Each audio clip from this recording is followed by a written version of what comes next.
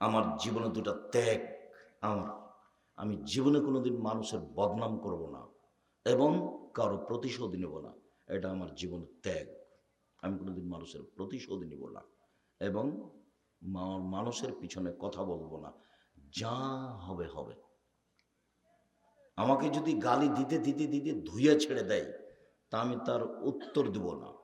আমাকে যখন কেউ খুব গালি দিতে দিতে দিতে বন্ধ করে দেয়, তখন আমি আবার রিং দিয়ে বলি যে ভাইজান, আপনার মনে হয় টাকা শেষ হয়ে গেছে, গালি মনে হয় বাকি আছে,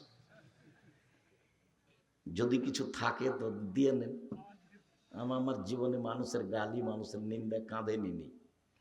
আমাকে 1 মিনিটের জন্য আল্লাহ পিছন দিকে নিয়ে যাননি, সবসময় সামনের দিকে আছে 1 মিনিটের জন্য। তো বক্তব্য বলার সূচনায় বলতে হবে আসসালামু আলাইকুম, তারপর কোনো কথা, তারপর আউজুবিল্লাহ, তারপর বিসমিল্লাহ, তারপর কোনো কথা, তারপর যেটাই হোক।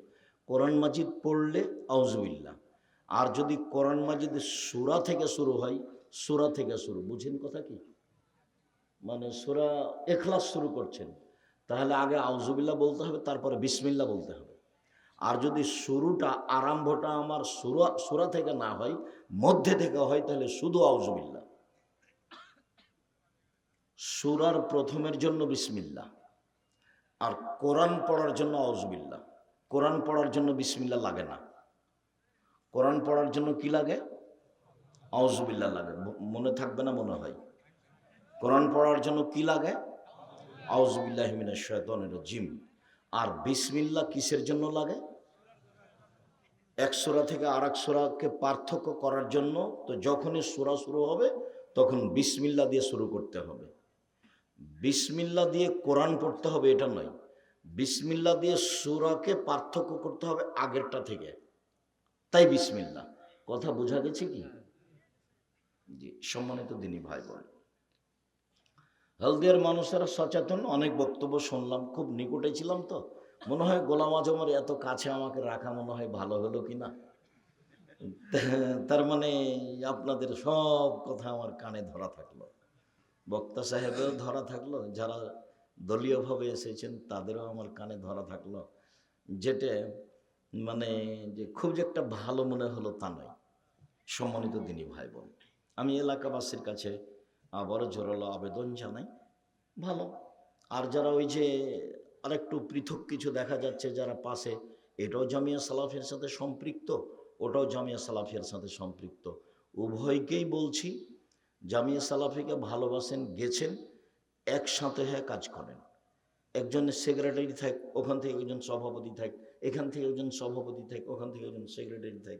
দলাদলি করে দিনের কাজ করতে এসে দিনরা যদি মানুষের গিবাত করেন তাহলে কি হবে বলেন? আর দলাদলি করলে গিবাত ছাড়া বাঁচা যাবে? দল করলে গিবাত ছাড়া বাঁচা যাবে কেমনে? গিবাত দিই তো দল। দল চলে না গিবাত ছাড়া, বদনাম ছাড়া চলে না। সম্মানিত দিনী ভাই বোন, চলেন অল্প সময় কথা বলি। মানুষের সাথে পাপ দুই ধরনের, একটা মানুষের সাথে জড়িত পাপ, একটা আল্লাহর সাথে জড়িত পাপ। আল্লাহর সাথে জড়িত পাপ কি? সুদ খেয়েছে, এটা আল্লাহর সাথে জড়িত পাপ। জেনা হয়েছে, এটা আল্লাহর সাথে জড়িত পাপ। সালাত আদায় করেনি, নামাজ পড়েনি, এটা আল্লাহর সাথে জড়িত পাপ। আল্লাহর সাথে সম্পৃক্ত পাপ ক্ষমা হওয়া সহজ। 70 বছর বয়সে একদিনও সালাত আদায় করেনি, আজকে বলছে আল্লাহ আমার ভুল হয়েছে, তুমি আমাকে মাফ করো। তো আল্লাহ বলছেন আচ্ছা ঠিক আছে, যাও মাফ করলাম, যাও, হয়ে গেছে। সুদ খেতে খেতে খেতে খেতে একবারে কোটি কোটি ঢাকায় কত বাড়ি করেছে। আজকে বলছে রাতে যে আমি তোমাকে এক অদ্বিতীয় লাশারিক বলে বিশ্বাস করে তোমার দরবারে স্বীকৃতি দিচ্ছি যে জিন্দেগিতে আমি আর কোনোদিন সুদ খাবো না, সুদের লেনদেন সব বন্ধ করলাম। কোটি কোটি টাকা যদি সুদ খেয়ে থাকে, তো এই কথার পরে আল্লাহ চাইলে বলবেন ঠিক আছে মাফ করলাম, যাও। কেন? এই পাপ কার সাথে জড়িত? আল্লাহর সাথে জড়িত, সহজ।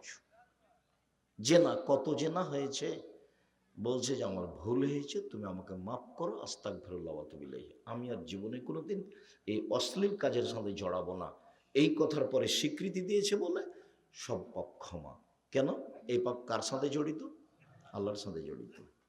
এখন দল হোক আর সংগঠন হোক, আর বাড়ি হোক আর ঘর হোক, জমি হোক আর জায়গা হোক, এই যে এই লোকটার ব্যাপারে বলল, আরে ওর কথা তুলে রাখো, ওর মুখ খারাপ, এই বলে সেই বলে, ভালো মানুষ নয় ও, এই যে বলে ফেললো কথাটা, বা বলল ও ভালো নয়, চুপ থাকো, এই যে বলল, এই বাক্যটা এক পাল্লায় দিতে হবে, আর 70 বছরের ইবাদত এক পাল্লায় দিতে হবে। কোনটা ভারী হবে? এটা ভারী হবে। কেন? মানুষের সাথে জড়িত পাপ আল্লাহ ক্ষমা করেন না। আপনি আমার বদনাম করার পরে, গীবত করার পরে, আমার জমি জোর করে দখল করার পরে, আমাকে বাড়ি থেকে তুলে দেওয়ার পরে, কাবা ঘরে গিয়ে বাকি জীবন গিলাপ ধরে যদি কান্নাকাটি করেন, আর আপনার যদি পাপ ক্ষমা হয়ে যায়, তাহলে ইসলাম ধর্ম মিথ্যা, ইসলাম ধর্মই সত্য নয়। আপনার পাপ ক্ষমা হবে না। যার বদনাম করেছেন তার হাত ধরে ক্ষমা চাইতে হবে, ভাইজান আমি বুঝতে পারিনি, আপনার ব্যাপারে কিছু বলে ফেলেছি, আমাকে মাফ করেন। ও যদি মাফ করে দেয় তাহলে ক্ষমা হবে, এটা ক্ষমা হবে না। আপনারা 2 ভাই, 1 বোন, আপনার বাপ আপনাদের 2 ভাইকে জমি লিখে দিয়ে চলে গেছে। প্রতি বছর উমরা করেছে, হজও কয়েকবার করেছে। আপনার বোনকে জমি দেয়নি, এটা তো আবার গায়বান্ধা। আব্দুল রাজ্জাক সাহেব, গায়বান্ধা মানে চট করে এই কথা বললেন কেন? হ্যাঁ, রংপুর, দিনাজপুর, লালমোহন, নীলফামারী, কুড়িগ্রাম, পঞ্চগড়, ঠাকুরগাঁ, গাইবান্ধা, জয়পুরহাট, বগুড়া, এসব ডিস্ট্রিক্টের বোনেরা ভাইয়ের কাছে জমি চাইলেই খেপে যায়। আপনার বাপ মারা গেছে, তা আপনি জমি ভাগে নেবেন সকালে, আর আপনার বোন নিবে বিকালে, এইটুকুর সুযোগ আছে কি? জি না। যে সময়তে আপনি নিয়েছেন আপনার বোনও সেই সময় নেবে, এটা শরীয়ত। তো আপনার বাপ আপনার বোনকে জমি না দিয়ে জান্নাত কিনতে চায়, অসম্ভব, এটা হতেই পারে না। ও জাহান্নামে চলেই গেছে, ঢোকেনি কেন? মরেনি, এই জন্য মরলেই যাবে। তার নাম মানুষের সাথে জড়িত পাপ, তার নাম মানুষের সাথে জড়িত পাপ। মানুষের সাথে জড়িত পাপ ওখানে ক্ষমা হয় না, যেটাকে আমাদের দেশে কি বলে? হক নষ্ট। আমাদের দেশে কি বলে? হক নষ্ট। যার জন্য আমি তোমাদেরকে বলে দিয়েছি যে তোমার বাপকে যদি আমি কুকুর শ্রীগেলের চেয়ে খারাপ প্রমাণ করতে না পারি, আমি জাতির সামনে বক্তব্য দিব না। বহুবার বলেছি, তোমার বাপকে যদি আমি কুকুর শ্রীগেলের চেয়ে খারাপ প্রমাণ করতে পারি না পারি, তাহলে আমি বক্তব্য দিব না। শিক্ষিত তো বহু দূরের কথা, আরে তোমার বাপ মাস্টার ডিগ্রি পাস মানুষ তো বহু দূরের কথা, ওটা তো প্রশ্নই আসে না। তোমার বাপকে যদি আমি অশিক্ষিত প্রমাণ করতে না পারি, আমি জাতির সামনে বক্তব্য দেব না। এটা 90 সাল থেকে বলছি, মানে 36 বছর চলছে একই কথা। 36 বছরে কোনোদিন বাক্যের 19-20 হয়নি। মানুষ হিসাবে একটু ওই একই রকম কথা চলছে। বুঝেও বুঝে না ওরা, অন্তর আছে বুঝে না, দেখেও দেখে না ওরা, চক্ষু আছে দেখে না, শোনেও শোনে না ওরা, কান আছে শোনে না। উলায়েকা কালানাম, তারা পশু প্রাণীর মতো, তারা গরু ছাগলের মতো, তারা কুকুর শ্রীগেলের মতো, বালু মাজাল, বরং তার চেয়ে খারাপ। আল্লাহ বলছে তোমার বাপ কুকুর শ্রীগেলের চেয়ে খারাপ। তোমার বাপ তাহাজ্জুদ পড়ে, এশার সালাত আদায় করে মাথায় টুপি দিয়ে বাড়ি যাচ্ছিল, দোকানে বসে আড্ডা পিঠে আর একজনের বদনাম করে, আর ল্যাংটা মেয়ে ওখানে নাচে, টুপি মাথায় দিয়েছে, ল্যাংটা মেয়েকে দেখে আর একজনের বদনাম করে। তোমার বাপ যদি কুকুর স্ত্রীর চেয়ে খারাপ প্রমাণ করতে না পারি, জাতির সামনে বক্তব্য দেব না। শুনুন,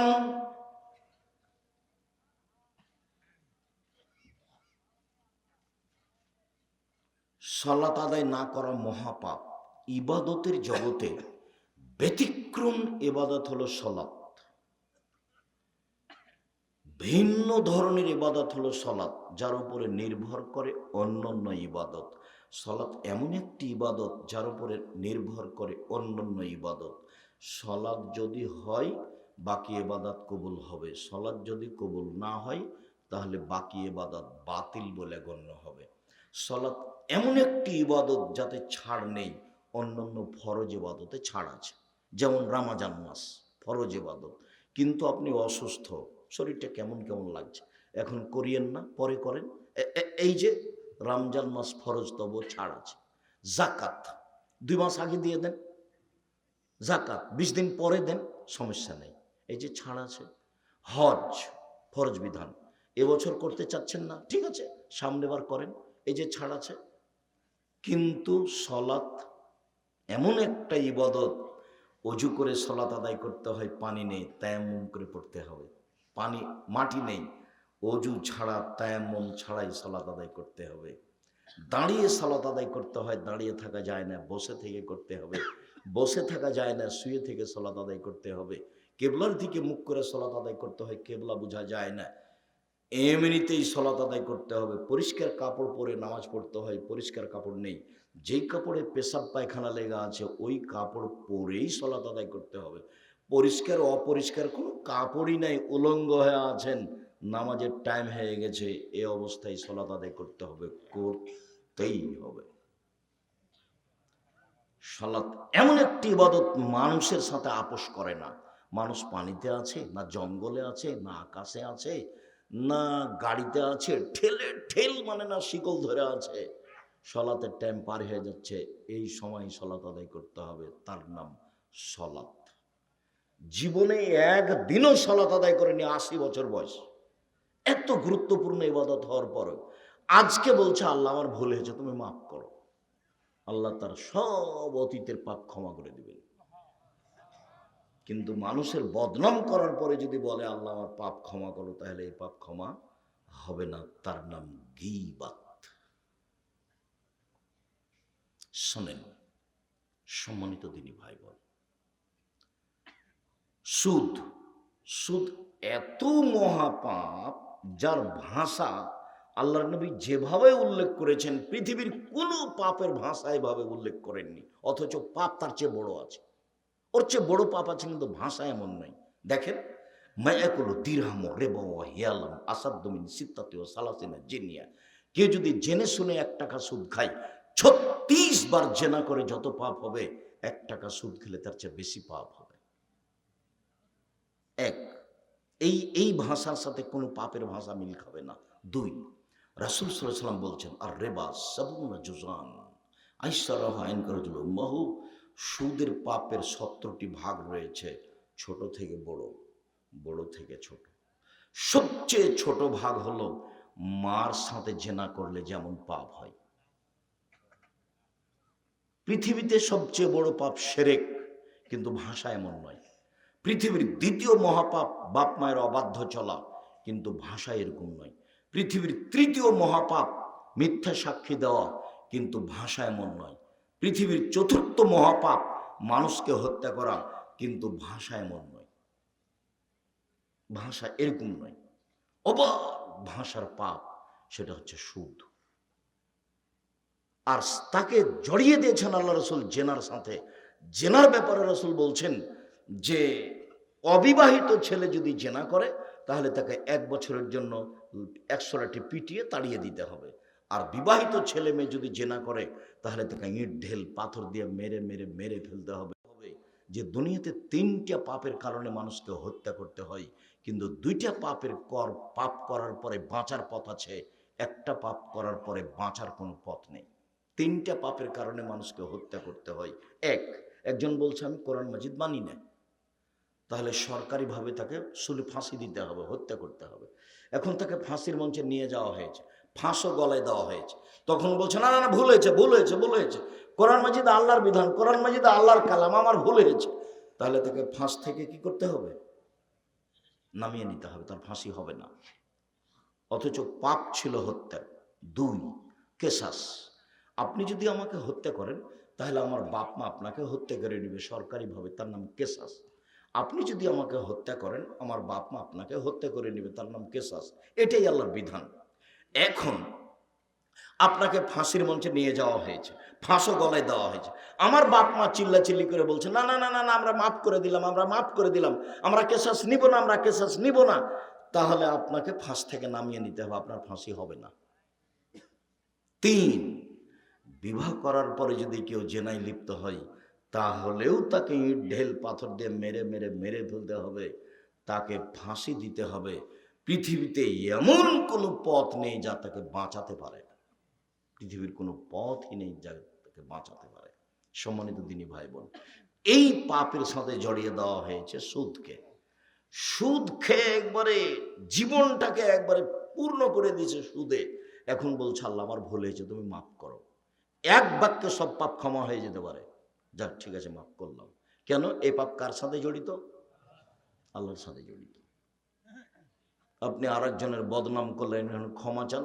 আরে এমনি ক্ষমা তো দূরের কথা, হজ করতে গিয়ে কাবা ঘর ধরে যদি মরা পর্যন্ত ক্ষমা চান, যে আমি বিগত চেয়ারম্যানের নিন্দা করেছি, তুমি আমাকে মাফ করো, আজীবন মরা পর্যন্ত ক্ষমা চাইলে যদি এই পাপ ক্ষমা হয়ে যায়, ইসলাম ধর্ম মিথ্যা। ইসলাম ধর্ম মিথ্যা নয়, ইসলাম ধর্ম সত্য।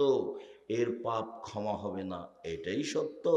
তাকে দেশে ফিরে আসতে হবে, যার বদনাম করেছে তার হাত ধরে ক্ষমা নিতে হবে, তার নাম গীবাত।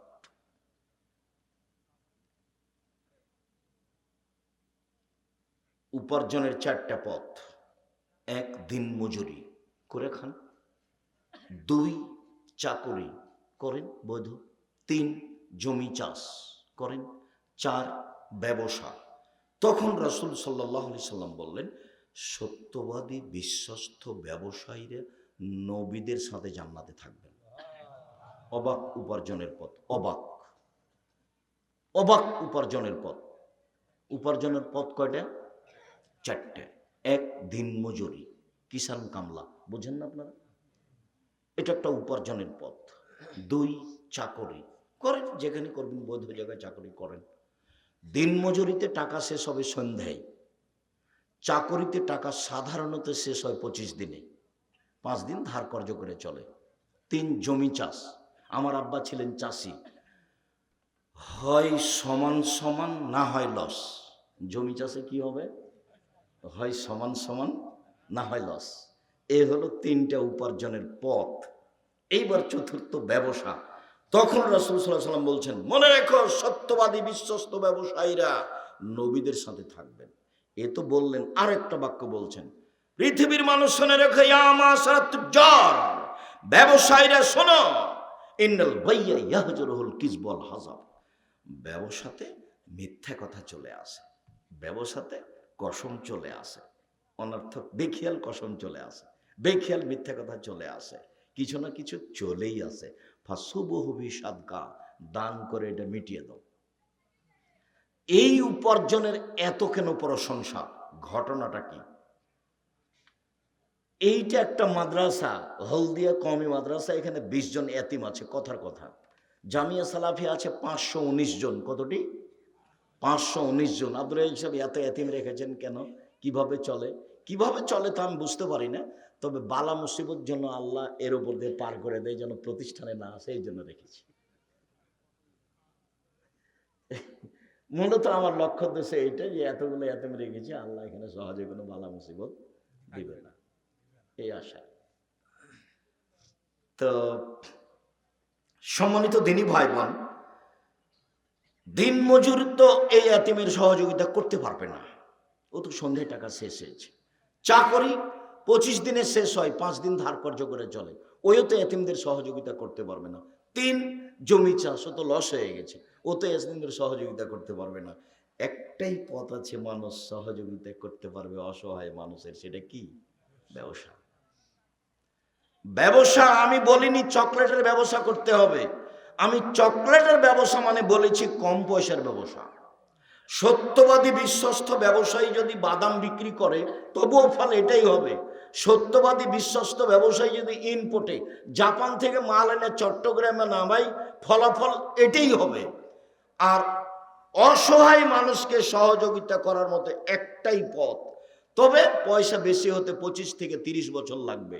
একবারে কলকাতায় হিরোইন কিনলেন, ঢাকায় বিক্রি করলেন, একদিনে কোটি টাকা হলো, এটা ব্যবসা নয়, এটা ব্যবসা নয়। গাইবান্ধাতে ট্রেনে উঠে বগুড়ায় নামবো মনে করে ট্রেনে উঠেছি, তো একটা ছেলেকে বলছে একটু বাদাম দাও তো, তো 200 বাদাম দিয়েছে, কে 100। তা বলছে তোমার দাঁড়ি পাল্লাটা আমাকে দাও তো, আমি একটু ধরি। ট্রেনের ঘটনা বলছে, এই গাইবান্ধারই ঘটনা বলছে। তো আমাকে দিতে চাচ্ছে না, দেয় একটু ধরি, আমি দেখি তো একটু কমে গেছে। তো বলছি কম দিলে কেন? তো বলছে হুজুর সবাই খালি একটা দুটা করে খেয়ে নেয় তো। এটাও জুলুম। এইটা এই দেশের নির্বাচন পদ্ধতিতে মানুষকে এত নিচে নামালছে যে ও তো টাকা খরচ করেছে অন্যায়ভাবে, টাকা তো উঠাবেও। এই জুলুম, এই নির্যাতন, এই অন্যায়, এই অবিচার, এই রাহাজানি, এই লুটতরাজ, এই মারামারি, এই দাগাবাজি, এই দাঙ্গামা, এই হাঙ্গামা, এই জুয়াচুরি, এই চাঁদাবাজি মানুষকে একবারে পশু করে দিয়েছে। বুঝেও বুঝে না ওরা, অন্তর আছে বুঝে না, দেখেও দেখে না ওরা, চক্ষু আছে দেখে না, শোনেও শোনে না ওরা, কান আছে শোনে না। উলায়েকে কালানাম, তারা পশু প্রাণীর মতো, তারা গরু ছাগলের মতো, তারা কুকুর স্ত্রীর মতো, ভালো মাজাল বরং তার চেয়ে খারাপ। আপনি অবাক হবেন, লন্ডন একটা ইহুদি খ্রিস্টানদের দেশ। আমি 22শে ডিসেম্বর থেকে 11ই জানুয়ারি পর্যন্ত থাকলাম।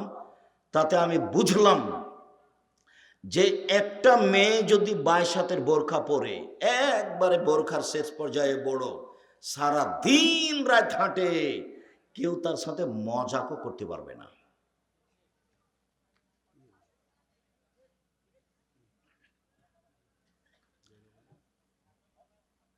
তার সাথে কেউ মজাকও করতে পারবে না। আর খালি গায়ে যদি হাঁটে তো তার দিকে তাকিয়ে কেউ হেসে উঠতে পারবে না। একটা মেয়ে খালি গায়ে চলে যাচ্ছে, কেউ তার দিকে তাকিয়ে হেসে উঠবে বা 18 বছর জেল হবে। কতদিন?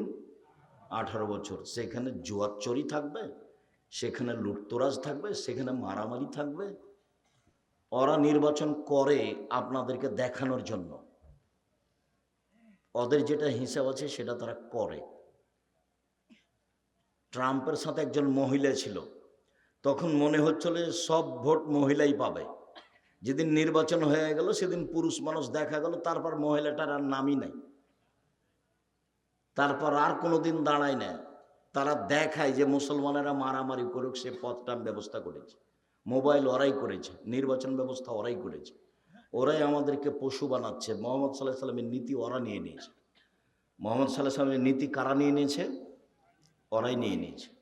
একটা গাড়ি সামনে আছে, আর একটা গাড়ি আগে দাঁড়িয়ে গেছে আপনাকে প্রাধান্য দেওয়ার জন্য। ও তো মোহাম্মদ সাল্লাহ সাল্লাম বলেছে যে আপনার চেয়ে আর একজনকে প্রাধান্য দিতে হবে। এটা কে বলেছেন? মোহাম্মদ সাল্লাহ সাল্লাম বলেছেন। ও আপনার গাড়ি দেখে আগে দাঁড়িয়ে গেছে, আপনি রাস্তাতে পার হচ্ছেন, আপনাকে দেখে 20 ফুট 30 ফুট দূরে দাঁড়িয়ে গেছে, আগেই আপনার পাশে আসেন।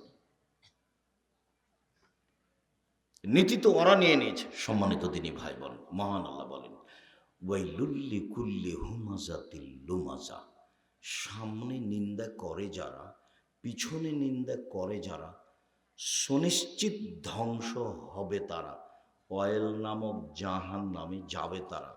বদনাম গীবাত করে যে, সে জাহান নামে যাবে। জুবাইরের এই ছেলে বসো কয়েক মিনিট। লায়াদখুলুল জান্নাতা কাত্তাত অফিরাতিন নাম্মাম, বদনাম গীবাত করে যে, সে জাহান্নামে যাবে। রাসূল সাল্লাল্লাহু আলাইহি সাল্লাম বলেন মাইয়াজমানলি মা বাইনা লাহিয়াইহি ওয়া মা বাইনা রিজলাইহি আজমাল্লাহ জান্নাহ, যে মুখের জিম্মেদারি নিতে পারবে আর লজ্জা স্থানের জিম্মেদারি নিতে পারবে, আমি মুহাম্মদ সাল্লাল্লাহু আলাইহি সাল্লাম তাকে জান্নাতে নিয়ে যাওয়ার জিম্মেদারি নিলাম।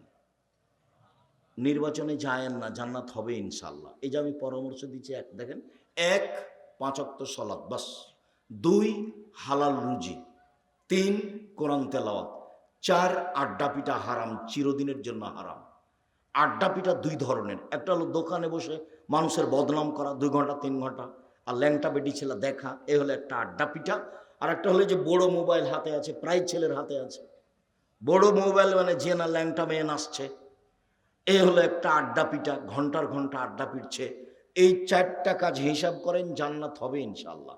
1, 5 ওয়াক্ত সালাত। এই ছেলে এদিকে খেয়াল করো। 1, 5 ওয়াক্ত সালাত। 2, হালাল রুজি। চকলেটের ব্যবসা হোক না কেন, ব্যবসা করে খাও। চকলেটের ব্যবসা করবা কেন? গাইবান্ধা এই এলাকায় বাড়ি, টাকা পয়সার তোমাদের অভাব নেই, বড় ব্যবসা করো।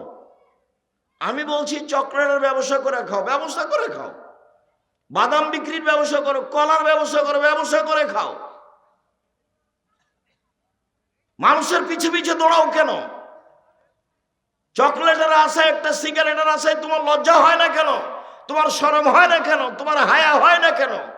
তুমি প্রশংসা করছো কার? তুমি কি দিয়ে বলো অমুকের চরিত্র ফুলের মতো পবিত্র? তুমি বলো কি করে? তুমি কিভাবে দেখলে? তোমার নেত্রীর বয়স 45 মিনিট, তোমার মনে নাই? তোমার নেত্রীর বয়স কত ছিল? 45 মিনিট। তাহাজ্জুদ, লম্বা হাত, কোরআন তেলাওয়াত, দিন রাত তুমি প্রশংসা করলে না? তোমার প্রশংসা করতে করতে তোমার মুখের ফেনা উঠে যায়, তবু তোমার শরম হয় না কেন? তোমার লজ্জা হয় না কেন? তোমার হায়া হয় না কেন? তোমাকে খারাপ লাগে না কেন? তুমি নিজেকে মানুষ মনে করো না? তুমি নিজেকে গরু ছাগল মনে করো, পশু প্রায় মনে করো? বুঝেও বুঝে না ওরা, অন্তর আছে বুঝে না, দেখেও দেখে না ওরা, চক্ষু আছে দেখে না, শোনেও শোনে না ওরা, কান আছে শোনে না। উলায়েকা কালানাম, তারা পশু প্রাণীর মতো, তারা গরু ছাগলের মতো, তারা কুকুর শ্রীর মতো, বালহম বাজন তার চেয়ে খারাপ। 5 ওয়াক্ত সালাত, বাস। হালাল রুজি। বাপের যে 10 কাঠা জমি আছে না বাড়ির পিছনে, বেগুনের চাষ করবেন, বাস, শেষ। 3, কোরআন তেলাওয়াত, অন্তত সূরা ইখলাস প্রত্যেক দিন 3 বার পড়বেন, আর যদি পারেন বেশি করে পড়েন। 4 ধরনের মানুষের কবরের শাস্তি হবে না। 1, রাতে যে সূরা মুলক পড়ে, 30 আয়াতের একটা সূরা আছে সূরা মুলক, নাম শুনেছেন? যে রাতে সূরা মুলক পড়বে তার কবরের শাস্তি হবে না। 2, পেট ব্যথায় যে মারা যাবে তার কবরের শাস্তি হবে না। 3, জুমার দিন যে মারা যাবে তার কবরের শাস্তি হবে না। 4, যে শহীদ হবে তার কবরের শাস্তি হবে না। শেষের 3টাই কঠিন, প্রথমটাই সহজ। 1, সূরা মুলক রাতে পড়লে কবরের শাস্তি হবে না, এ কথা আমি বলিনি, এ কথা মুহাম্মদ সাল্লাল্লাহু আলাইহি ওয়াসাল্লাম বলেছেন। 2, জুমার দিন মারা গেলে কবরের শাস্তি হবে না। 3, পেট ব্যথায় মারা গেলে কবরের শাস্তি হবে না। 4, শহীদ হয়ে গেলে কবরের শাস্তি হবে না। পরের 3টাই কঠিন, 1 নাম্বারটাই সহজ। কোরআন তেলাওয়াত করেন। 2, 3 হলো কোরআন তেলাওয়াত। 4, আড্ডা পিটবেন না জীবনে, মানুষের বদনাম করবেন না, যা হবে হবে। জমি জায়গা বাড়ি ঘর প্রতিষ্ঠান বয়ে যাক, ধসে যাক, চলে যাক বন্যায়, হ্যাঁ, মুখ খুলবেন না, মুখ খুলবেন না। উকবা বিন আমের বলছেন, আল্লাহ নবী বাঁচার কি পথ, জাহান থেকে বাঁচবো কিভাবে? তখন আল্লাহ রাসূল বলছেন, শোনো, 3টা কাজ করো জাহান্নাম থেকে বেঁচে যাওয়া। 1, আলজাম লেসানাক, মুখখান বন্ধ করো, জাহান্নাম থেকে বেঁচে যাওয়া। 2, আলজাম লেসানাক, আলজেক বাইতাক, জরুরি প্রয়োজন ছাড়া বাড়ির বাইরে যাওয়া না, জরুরি প্রয়োজন ছাড়া বাড়ির বাইরে যাওয়া না, জাহান্নাম থেকে বেঁচে যাওয়া। 3, পাপের জন্য কাঁদো, জাহান্নাম থেকে বেঁচে যাওয়া। রাসূল সাল্লাল্লাহু আলাইহি ওয়াসাল্লাম বলছেন, গাভীর বান ওলানে চাপ দিয়ে দুধ বের করে ভিতরে ঢোকানো যায় না যেমন, আল্লাহর ভয়ে কাঁদে যে সে জাহান্নামে যাবে না তেমন। কথা বুঝতে পারেননি? আবার বলি, গাভীর বাঁট বুঝেন তো? গাভীর বোট থেকে চাপ দিয়ে দুধ বের করে ভিতরে ঢোকানো যাবে? তো এইটা যেমন ঢোকানো যাবে না, এটা যেমন অসম্ভব, আল্লাহর ভয়ে কাঁদে যে সে জাহান্নামে যাবে না, তার জাহান্নামে যাওয়া এইরকমই অসম্ভব। বাস 3টা কাজ। 1, মুখ কন্ট্রোল। আপনি যে কাজে নেমেছেন মুখ কন্ট্রোল করতে পারবেন? আপনার মুখ খারাপে পয়সা নষ্ট হয়ে গেছে, অন্তর নষ্ট হয়ে গেছে, কলিজা নষ্ট হয়ে গেছে। রাসূল সাল্লাল্লাহু আলাইহি ওয়াসাল্লাম বলছেন, মান সাতারা মুসলিমান সাতারাহুল্লাহু ফিদ দুনিয়া ওয়াল আখিরাহ। কেউ যদি মানুষের দোষ ত্রুটি ঢেকে রাখে, আল্লাহর ইহকাল এবং পরকালে তার দোষ ত্রুটি ঢেকে রাখবেন। 1 মিনিট, এই ছেলে এদিকে দেখো। একজন পাপী মানুষকে আল্লাহ বিচারের মাঠে নিয়ে আসবেন, সব মানুষের সামনে, ইহুদি খ্রিস্টান বৌদ্ধ মুসলমান সবার সামনে নিয়ে এসে তার আমল নামাটাকে এভাবে ধরবেন তার সামনে, তাকে ঢেকে নিয়ে, লোকটাকে নিজে আল্লাহ তার বাহু দিয়ে ঢেকে নিয়ে বলবেন, দেখো তো এইগুলি কি তোমার পাপ? জি, এগুলো আমার পাপ। তুমি কি মনে করো আমার ফেরেশতারা অন্যায় লিখেছে? জি না, জি না, আপনার ফেরেশতারা অন্যায় লিখেনি, এটাই ঠিক। তুমি কি আমাকে কিছু বলতে চাও?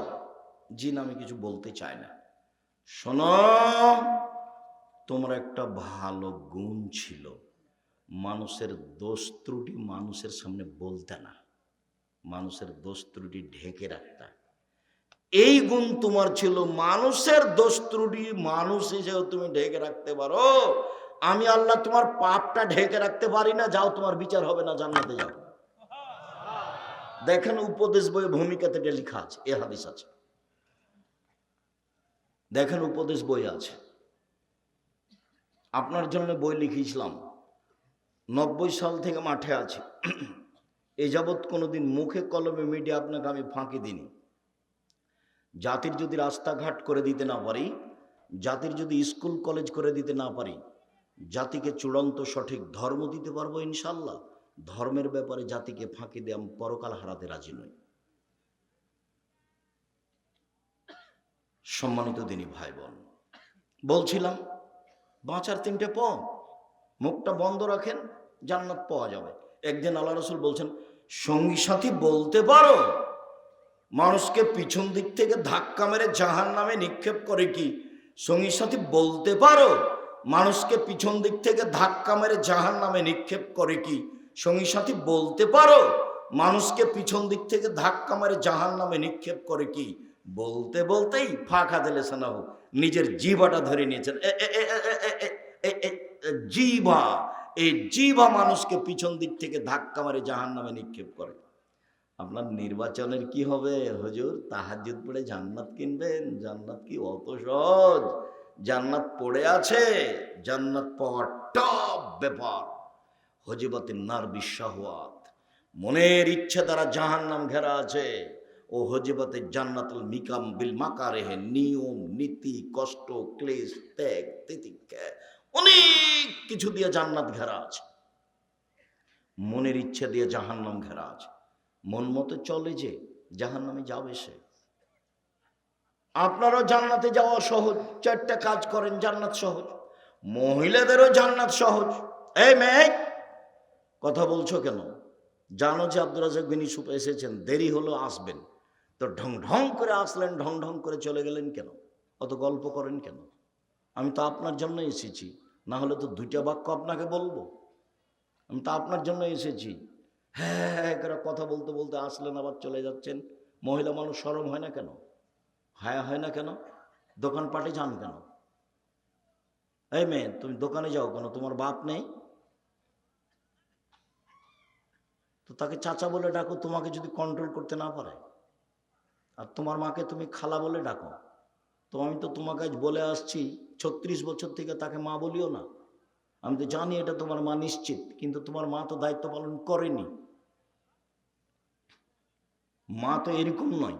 মাকে তো আল্লাহ নবী বলেছেন, বুখারী মুসলিমের হাদিস, মা মানে পাহারাদার। মা মানে পাহারাদার। তো তুমি হ্যাঁ করে আসলে এখানে, মাথার চুল ফেলে ছেড়ে দিয়ে আবার হ্যাঁ করে গল্প করতে করতে চলে গেলে, তোমার মা আছে আমি এটা কি দিয়ে বুঝবো? এই মেয়ে, রাসূল সাল্লাল্লাহু আলাইহি ওয়াসাল্লাম বললেন, মা মানে 4টে জিনিস। 1, মা মানে বিদ্যা শিখাবে। 2, মা মানে শিষ্টাচার শিখাবে। 3, মা মানে সাজগোজ করে পরিপাটি করে রাখবে। 4, মা মানে পাহারা দিবে। বুখারী মুসলিমের হাদিস। তোমার মা তোমাকে কি পাহারা দিল? তোমার মা তোমাকে কি পাহারা দিয়েছে? তোমার নখ বড় আছে, এটাই কি শিষ্টাচার? তোমার নখে নেল পালিশ আছে, এটাই কি শিষ্টাচার? তোমার সামনের চুল ছোট আছে, এটাই কি শিষ্টাচার? তুমি নগ্ন পোশাক পরে থাকো, এটাই কি শিষ্টাচার? তুমি ভুরু তুলে চিকন করে রেখেছো, এটাই কি শিষ্টাচার? তুমি জোহর থেকে নিয়ে এখন পর্যন্ত দোকানে ঘুরে বেড়াচ্ছ, এটাই কি শিষ্টাচার? তোমার বাপ আছে, এটা তুমি বলতে পারো, আমি বলিনি, কোনোদিন বলবো না, ওটা তোমার চাচা। বাপ মানে চোখ যেভাবে ঘুরে বউ সেভাবে চলে, তার নাম স্বামী। চোখ যেভাবে ঘুরে বউ সেভাবে চলে, তার নাম স্বামী। রাসূল সাল্লাল্লাহু আলাইহি সাল্লাম বলছেন, আনফিক আলা ইয়ালিক বিন তাওলিক, তুমি তোমার পয়সা দিয়ে তোমার ছেলে মেয়েকে লালন পালন করো, মানুষের মতো মানুষ করে গড়ে তুলো, ভালো করে শিক্ষা দাও। ওয়ালা তারফা আনহুম আসাকা, তোমার লাঠিটা পরিবারের উপর থেকে উঠিয়ে নিও না। প্রয়োজনে আদর যদি কাজ না করে তাহলে লাঠি দিয়ে ঠিক করতে হবে। আদর কাজ না করলে কি দিয়ে ঠিক করতে হবে? লাঠি দিয়ে ঠিক করতে হবে। এটা আমি বলিনি, এটা আল্লাহর নবী বলছেন। আর পৃথিবীর সবচেয়ে বড় মানুষ ওটা দেখিয়ে দিয়েছেন বাস্তব। এই মেয়ে শোনো, আমি ওটা বলিনি, পৃথিবীর সবচেয়ে বড় মানুষ বাস্তব দেখিয়েছেন। তুমি 1 মিনিট দেখো না, তোমার সাথে আছে আমি 2-3 মিনিট, উপস্থিত দিনী বৈঠকের মুসলিম বোন, একটু খেয়াল করেন, একটু খেয়াল করেন, কথা বন্ধ করেন, একটু খেয়াল করেন। আয়েশা রাদিয়াল্লাহু তাআলা আনহা বলেন, একদা আমরা এক যুদ্ধ থেকে আসছিলাম, হঠাৎ করে আমার গলার হার হারিয়ে গেল। হারটা ছিল আমার বড় বোন আসমার, বুখারী মুসলিমের হাদিস। হার তো খুঁজে পায় না, সলাতের সময় হয়ে গেল, পানি নেই, অজু করতে পারি না, সলাত আদায় করতে পারি না, হার খুঁজেও পাচ্ছি না, যেতেও পারি না, সবাই বিপদে পড়ে গেল, জনগণ খুব বিপদে। জনগণ আমার আব্বাকে গিয়ে বলল, আপনি জানেন আপনার মেয়ে কি করেছে? কি করেছে? আপনার মেয়ে হার হারিয়েছে, আমরা খুঁজে পাচ্ছি না, এখান থেকে যেতে পারছি না, এখানে পানি নেই, অজুও করতে পারছি না, সলাত আদায় করতে পারছি না। এখন আয়েশা রাদিয়াল্লাহু তাআলা আনহা বলছেন যে আবু বকর সিদ্দিক আমার নিকটে আসলেন। এদিকে দেখেন, আবু বকর সিদ্দিক আমার নিকটে আসলেন, তখন আমার স্বামী আমার উরু রানের উপরে মাথা দিয়ে ঘুমিয়েছিলেন। আমার স্বামী আমার উরু রানের উপরে মাথা দিয়ে ঘুমিয়েছিলেন। ফালাকাজানি লাকজাতান শাদীদা, আমাকে এত জোরে মারলেন এই কোমরের উপরে, আমার স্বামী এইভাবে না থাকলে আমি মায়ের কারণে দূরে সরে যেতাম, এত জোরে মারলেন। 1 মিনিট, এই অবস্থাটা বাংলাদেশের যদি হতো, আমাদের দেশের কোনো শ্বশুর জামাই মেয়ের ঘরে গিয়ে যদি দেখে যে জামাই মেয়ের উরু রানের উপরে মাথা দিয়ে ঘুমিয়ে আছে, তো শ্বশুর ওদিকে আগাবে না এভাবে ঘুরবে? বুঝতে পারেননি মনে হয়? আমাদের দেশের গতিতে আগাবে কি? এইভাবে ঘুরবে। তো এত বড় মানুষ এইভাবে না ঘুরে মেরে দিলেন। এখন দেখেন, সবচেয়ে বড় মানুষে মারলেন কে? আবু বকর সিদ্দিক রাদিয়াল্লাহু তাআলা। সবচেয়ে বড় মহিলাকে মারলেন কে? আয়েশা রাদিয়াল্লাহু তাআলা আনহাকে মারলেন। একবারে মা হাওয়া থেকে নিয়ে কিয়ামত পর্যন্ত সবার চেয়ে দামি। 3, সবচেয়ে বড় মানুষের সামনে মারলেন, মুহাম্মদ সাল্লাল্লাহু আলাইহি ওয়াসাল্লামের সামনে মারলেন। বিবাহিতা মেয়েকে মারলেন, জামাইয়ের সামনে মারলেন। পূর্ণ যুবতী মেয়েকে মারলেন, হাত দিয়ে মারলেন, খোলা মাঠে মারলেন, 1400 মানুষের সামনে মারলেন। সবচেয়ে বড় মানুষে মারলেন, সবচেয়ে বড় মহিলাকে মারলেন, সবচেয়ে বড় মানুষের সামনে মারলেন। বিবাহিতা বিবাহদারী মেয়েকে মারলেন, পূর্ণ যুবতী মেয়েকে মারলেন, জামাইয়ের সামনে মারলেন, হাত দিয়ে মারলেন, দিন দুপুরে মারলেন, খোলা মাঠে মারলেন, 1400 মানুষের সামনে মারলেন। এত বড় বাপে এত বড় বেটিকে এত বড় মানুষের সামনে মেরে দিলেন, ভুল কোথায়? গলার হার কোথায় হারিয়ে গেছে খেয়াল করেননি, সেই জন্য। আর তুমি একটা মেয়ে ক্লাস 10-এ পড়ো, জোহর থেকে হে করে বাজারে ঘুরে বেড়াচ্ছ, তোমার বাপ তোমাকে ধমকও দেয় না, এটা আবার বাপ। তোমার বাপের বেঁচে থাকার চেয়ে মরে যাওয়া ভালো। তুমি একে চাচা বলো, একে বাপ বলিও না, একে চাচা বলো। এ কাপুরুষ, এ জাতিকে নষ্ট করেছে, এ তোমার মাকে নষ্ট করেছে, তোমাকে নষ্ট করেছে, তোমাদের পরিবারকে নষ্ট করেছে। বাপ বলবে কেন তাকে? তাকে বাপ বলবে কেন? এই যে দেখো না বাপ কাকে বলে। বাপ মানে আদর, বাপ মানে লাঠি। বাপ মানে আদর, বাপ মানে লাঠি। ওই বাপই শতবার আম্মু বলে ডাকবে। আম্মু দিয়ে যদি কাজ না হয় তাহলে কি দিয়ে ঠিক করবে? লাঠি। এই যে হাদিস বুখারী মুসলিম, হাদিস তো বুখারী মুসলিম। এর নাম পিতা। দেশ চালাতে হবে, বাড়ি চালান। দেশ চালাতে হবে কেন? দেশ চালাবেন সময় 45 মিনিট। কয় মিনিট সময়?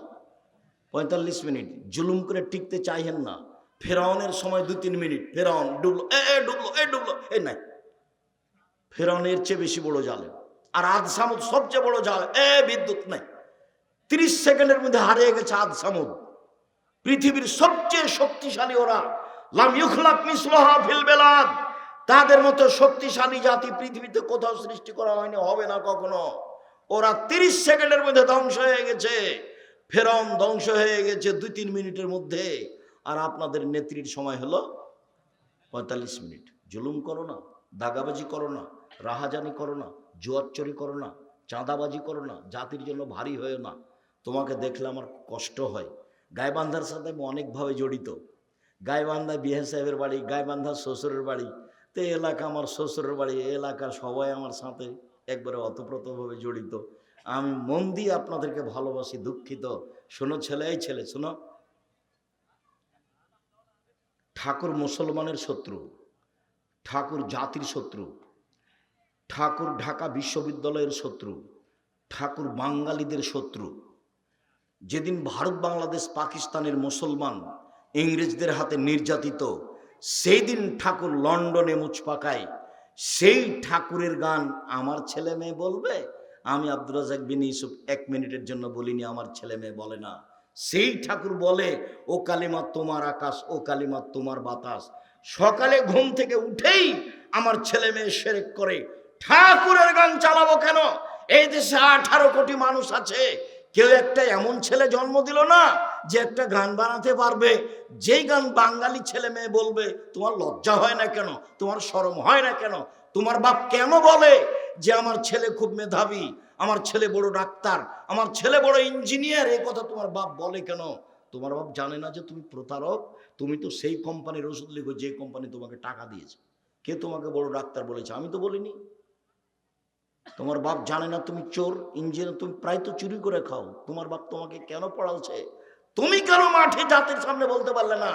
18 কোটি বাঙালির এমন কোন ছেলে হলো না যেই ছেলের বাংলা এদেশে গান এদেশের ছেলে মেয়ে বলবে।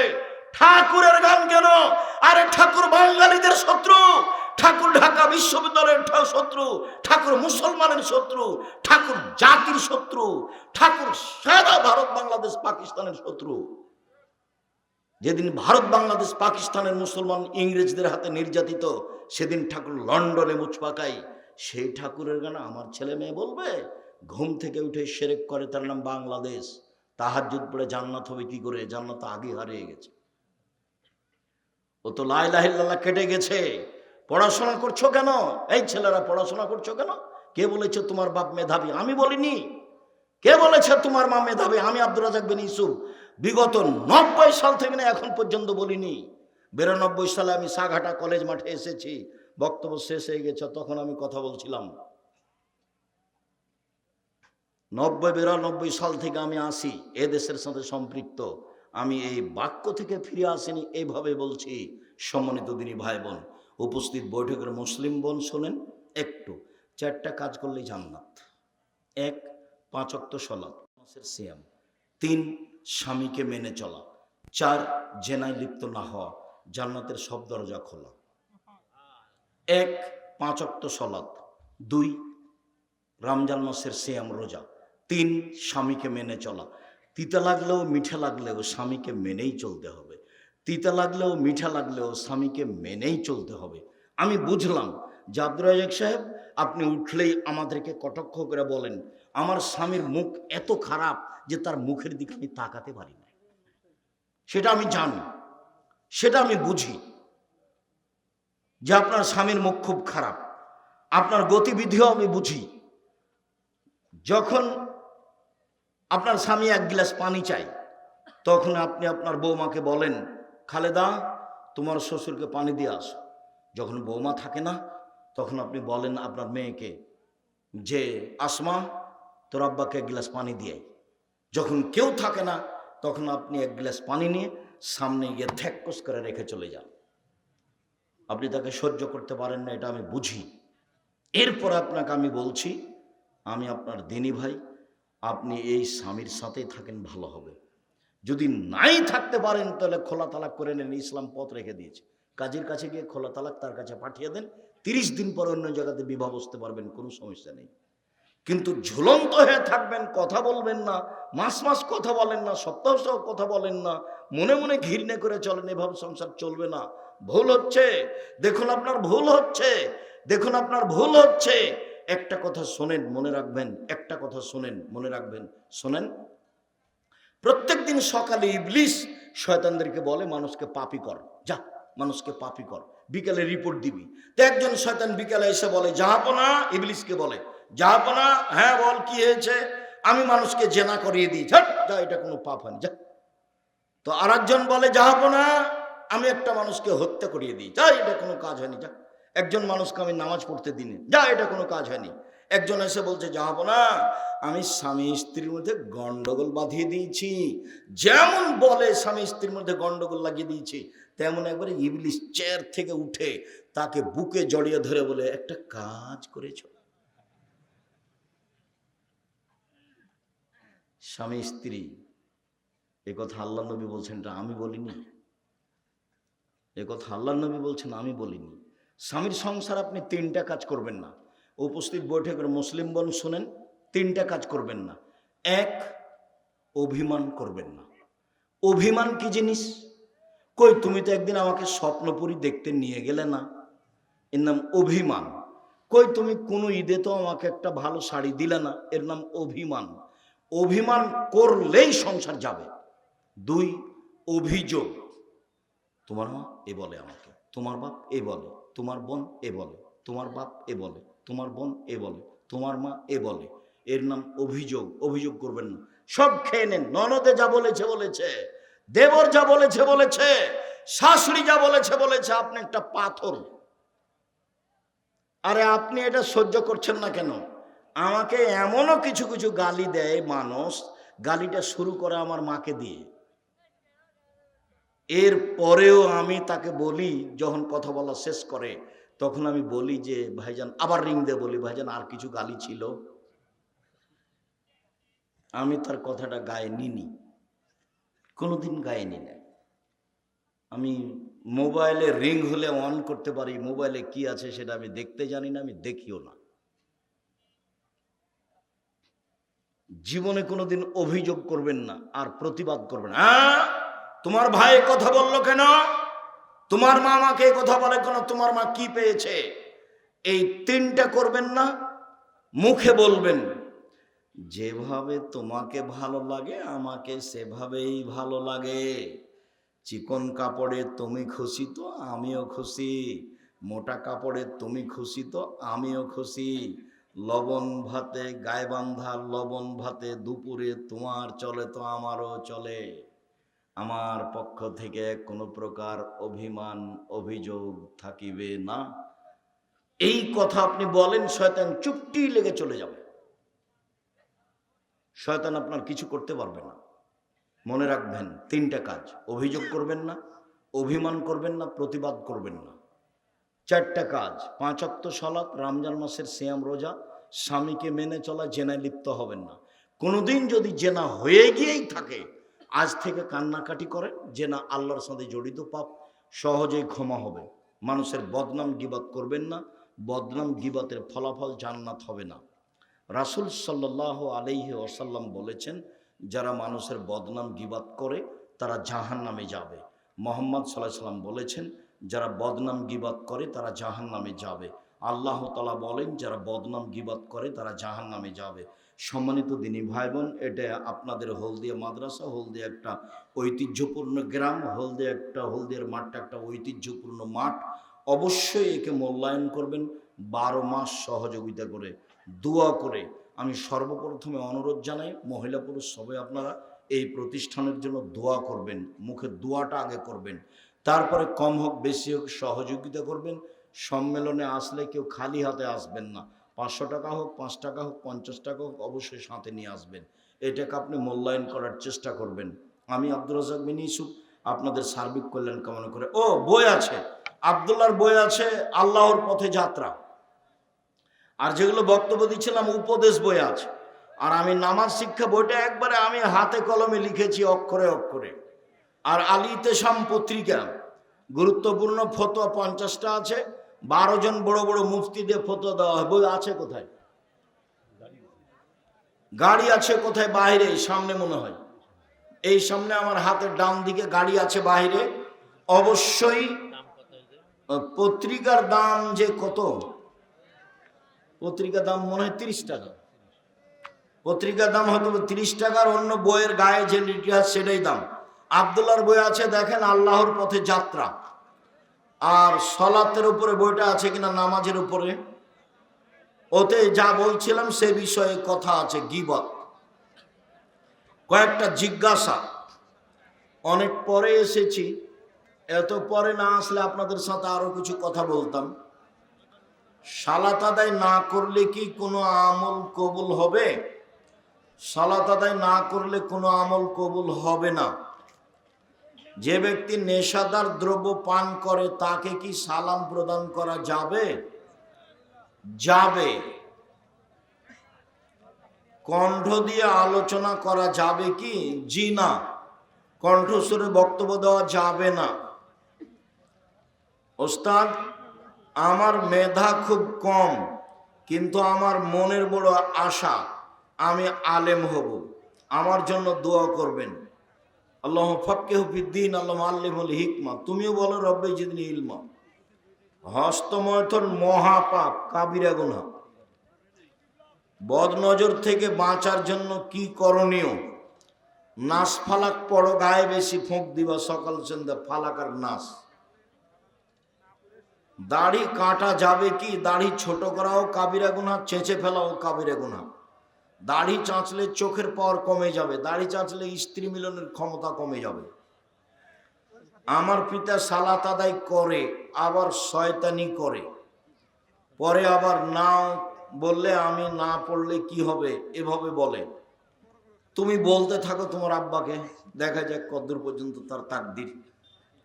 আমি একজন কওমি মাদ্রাসার ছাত্র, আমার বয়স 17 বছর। আমার মাঝে মাঝে মাতে ঘুমন্ত অবস্থায় হঠাৎ ঘুম ভেঙে যায় আর খুব ভয় লাগে মৃত্যু সম্পর্কে। তুমি ওই সূরা বাকারার শেষ 2 আয়াত পড়বে আর আয়াতুল কুরসি, আর ইখলাস ফালাক নাস পড়ে শেষ হলে এভাবে হাতে ফুঁদু দিয়ে মুখের উপর দিয়ে ধরে পা পর্যন্ত নিয়ে যাওয়া, যতদূর চলে 3 বার। এটা কেটে যাবে ধীরে ধীরে ইনশাআল্লাহ। বিবাহের পরে বাচ্চা নিতে চায় না স্ত্রী,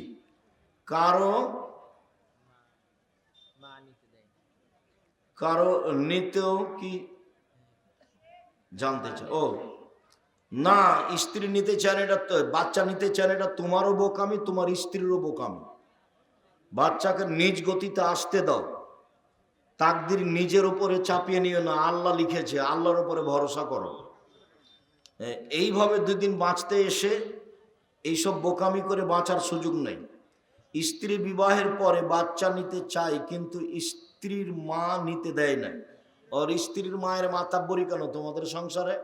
ওর মাতাব্বরি করে এখানে, ও তো আল্লাহ হারিয়েছে, তুমিও হারাবা। ছেলে বড় হয়েছে কিন্তু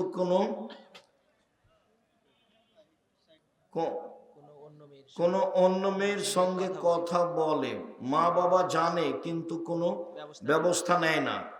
এরা যা পাপ করে সব বাপ মায়ের হয়, সমান সমান। 1 পাপ 3 ভাগে বিভক্ত। ওরা 2 জন মিলে যা করে ওর বাপ মা একাই করে। শেখ আপনি বললেন ব্যবসা করা হালাল, তাহলে সাউন্ড সিস্টেম মাইক ব্যবসা করা যায়, হ্যাঁ যায়, তবে যে গান বাজায় দুর্গা পূজা যায়, ওটা হারাম, ওটা দিয়ে আবার মাফ হবে না, ওটা সেরেক। খুব সাবধান, রুজি উপার্জন তো সাবধানে করতে হবে। হালাল রুজি বলা আছে। হাইজ অবস্থায় কি কোরআন ধরা যাবে? জি, কোরআন ধরে পড়েন। হাইজ অবস্থায় কোরআন ধরে পড়েন। ফরজ গোসল না করে সালাত পড়া যাবে কি? না। তবে গোসল করলে রোগ ব্যাধি হবে, ঠান্ডা লেগে যাবে, তাহলে তায়াম্মুম করে পড়েন। ঠান্ডা লেগে যাবে মনে করলে ফরজ গোসলের সময় গোসল করিয়েন না, বিসমিল্লাহ বলে তায়াম্মুম করেন, সালাত আদায় করেন। গোসলের ব্যবস্থা আছে, কিন্তু অনেক মানুষ বাসায়, তাহলে কি করব? অনেক মানুষের সামনে গোসল করবা, এটা তো আমাদের দেশের শরম, ওটা তো শরীয়তের শরম নয়, ওটা আমাদের দেশের শরম। কোন পরিবারে যদি 4 বা 5 জন ছেলে মেয়ে থাকে, বাবাকে ফুসলিয়ে 1 বা 2 জন জমি লিখে নেন, বাপ দিলেও কাবিরা গুনাহ, জান্নাত হবে না। আর ছেলেরা ফসলে এরাও কাবিরা গুনাহ করেছে, এরা প্রতারক, ধোঁকাবাজ। শায়েখ, বর্তমান সময়ে দেখা যাচ্ছে যে 15-20 বছরের ছেলে মেয়েরা সঠিকভাবে সালাত আদায়ের পদ্ধতি জানে না, অনেকে জানতে ইচ্ছুক। বক্তৃতা শুনতে বলো, এটা নেটে বের করতে বলো, সালাত আব্দুর রাজাক বিন ইউসুফ, পদ্ধতি সহ বাস্তব দেওয়া আছে। বই রাসূল সাল্লাল্লাহু আলাইহি সাল্লামের সালাত বনাম প্রচালিত সালাত, উদ্বুদ্ধ করো, তুমি নিজে দাও, চেষ্টা করো। শেখ, আমি আপনার খুব বড় একজন ভক্ত।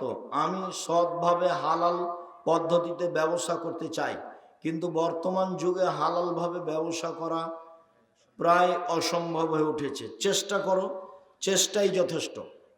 চেষ্টাতে যেন তোমার ত্রুটি না থাকে, তারপরে যদি কোনো ভুল ত্রুটি চলে আসে আল্লাহ মাফ করবেন। প্রশ্নটা হলো, আমি আমার মাকে যখন কোরআন ও হাদিসের কথা বলি তখন সে আমার কথা শুনতে চায় না। আমি যখন সেই কথাগুলো বলি তখন আমাকে বদদুয়া দেয় এবং আমাকে সন্তান হিসাবে ঘৃণা করে। যেমন আমি যদি আমার মাকে বলি সুদ খাও না, খাওয়া পাপ, তখন আমাকে বলে তুই বড় হয়ে সুদ খাবি ইত্যাদি। ওর মা বলে তুই বড় হয়ে সুদ খাবি। তোমার মায়ের সব মিথ্যা দোয়া বদদোয়া কবুল হবে না। আমাদের চাঁপাইনবাবগঞ্জে বলে, চামারের দোয়ায় বদদোয়া, যদি গরু মারা যেত তাহলে সব গরু একদিন মরে যেত, ও চামড়াটা নিয়ে যেত।